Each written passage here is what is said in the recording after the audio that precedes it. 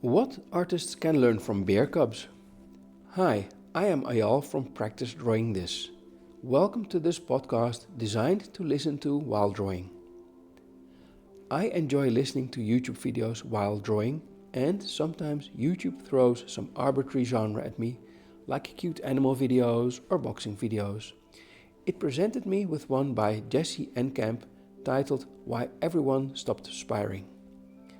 It didn't appeal to me much, but I watched it anyway, and it was a revelation. In it, he argues that it's better to practice boxing through play than to spar and beat each other senseless. He shows lion and bear cubs playing and, in effect, practicing hunting, but done playfully without anyone getting hurt.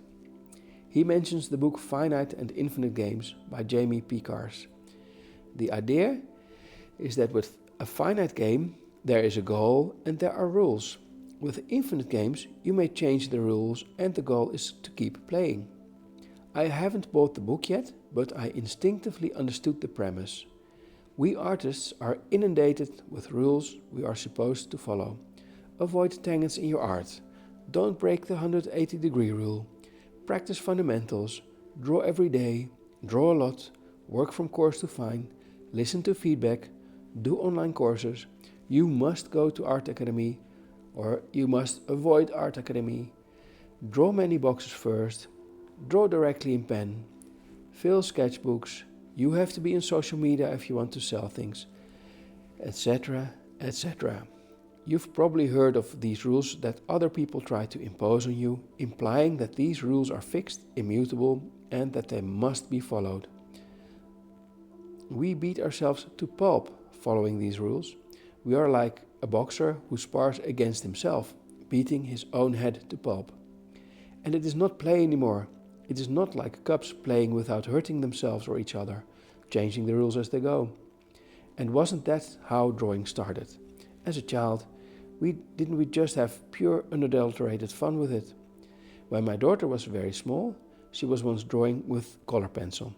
She wasn't really drawing as much as she was marveling at the concept of being able to make a mark. Magic clearly in her eyes.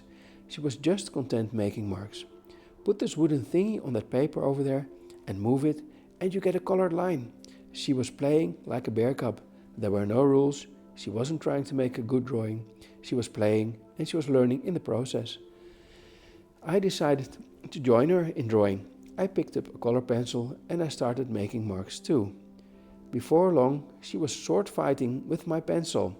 She had changed the rules of the game from making marks on the paper to defeating Daddy in the sword fight with the pencil. It instantly became a different activity as she changed what she was doing, changing the rules. She was playing like a bear cub and she was learning things in the process. Infinite play is how I learned to program and how I became good at it. Indeed, the trick was to keep the game going. As soon as something got boring, I tried something else and changed the rules.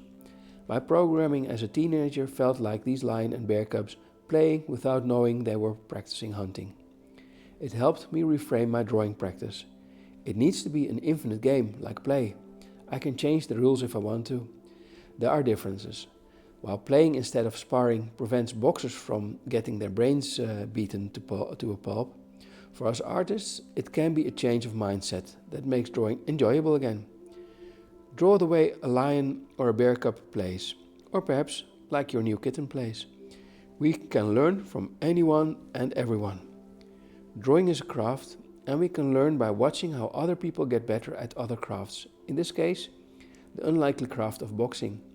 We can learn from how children learn, and apparently we can even learn from how animals learn. Check out the Practice Drawing This website, where I host lots of drawing practice resources which you cannot find anywhere else. Thank you for listening.